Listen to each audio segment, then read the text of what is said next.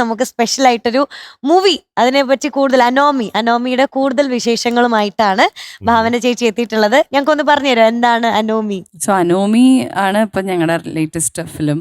ഒരു thriller investigation ആണ്. Mystery ഉണ്ട്, ഒരുപാട് ത്രില്ല് ചെയ്യിക്കുന്ന ഒരുപാട് മൊമെന്റ്സ് ഉണ്ട്, പിന്നെ ഒരു ചെറിയ സൈഫൈ എലമെന്റ് ഉണ്ട്. ഞാൻ പിന്നെ അതുപോലെ റഹ്മാൻ സർ, പിന്നെ വിഷ്ണു അഗസ്ത്യ, ഷെബിൻ ബെൻസൺ, ബിനു പപ്പു, അങ്ങനെ ഒരുപാട് നല്ല ആക്ടേഴ്സ് ഒരുമിച്ച് വരുന്ന ഒരു ഫിലിമാണ്. റിയാസ് മാരാത്ത് എന്നൊരു പുതിയ ഡയറക്ടറാണ്. ആൾക്കാർക്ക് എല്ലാവർക്കും വളരെ അൺപ്രഡിക്റ്റബിൾ ആയ സർപ്രൈസിങ് ആയിട്ടുള്ള കുറേ എലമെന്റ്സ് ഉണ്ടാവുന്ന ഒരു ഫിലിമാണ് അനോമി.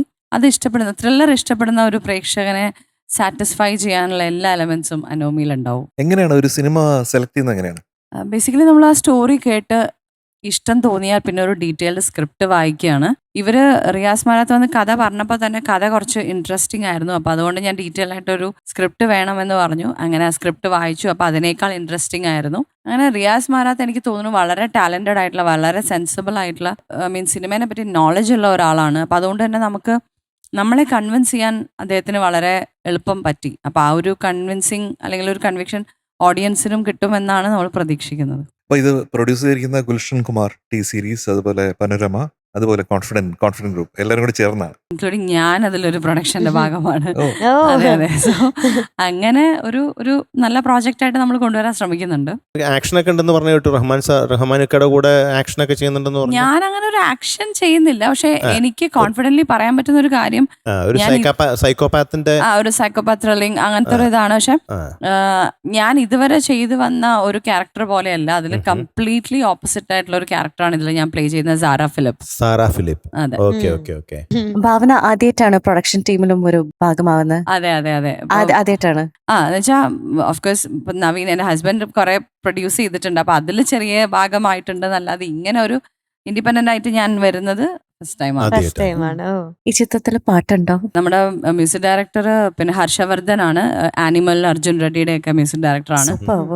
നമ്മൾ പറയുമ്പോൾ അങ്ങനെ ഇങ്ങനെ ഇവിടെ ഒരു പാട്ട് അവിടെ അങ്ങനത്തെ ഒരു രീതിയല്ല. പക്ഷെ ഇതിൽ ബാക്ക്ഗ്രൗണ്ട് സ്കോർ ആണെങ്കിലും മ്യൂസിക് ആണെങ്കിലും വളരെ ക്രൂഷ്യൽ ആയിട്ടുള്ള ഒരു റോൾ ഉണ്ട് ഈ പടത്തില്. അപ്പൊ അത് മാത്രമല്ല, ഭാവന ചേച്ചിയുടെ കൂടെ ഞാൻ പറഞ്ഞില്ലേ 2 പേരുണ്ടെന്ന്, ഇന്ന് ഒരാളും കൂടെ വന്നിട്ടുണ്ട്. ഷെബിൻ ചേട്ടനാണ്. ഷെബിൻ ചേട്ടൻ എനിക്കൊന്ന് ഭാവന ചേച്ചിയുടെ ബ്രദർ ആയിട്ടാണോ? അതെ അതെ, എന്റെ അനിയനായിട്ടാണ് ഷെബിൻ ചെയ്യും. അപ്പൊ ചേട്ടാ, അനോമി വിശേഷങ്ങൾ എന്തൊക്കെയാണ്? അനോമിന്റെ അതാണ് വിശേഷം. ഭാവനയുടെ സഹോദരനായിട്ടാണ്. അതെ, ഭാവന ചേച്ചിന്റെ ബ്രദർ ആയിട്ടുള്ള ഒരു ക്യാരക്ടർ. വളരെ സപ്പോർട്ടീവ് ആയിട്ടുള്ള ഒരു ബ്രദർ ആണോ? അതെ. ഇതിൽ എന്റെ ക്യാരക്ടറിന്റെ പേര് സിയാൻ ഫിലിപ്പ് എന്നാണ്. ഒരു ശരിക്കുള്ള ഞാനല്ല അതിനകത്ത്.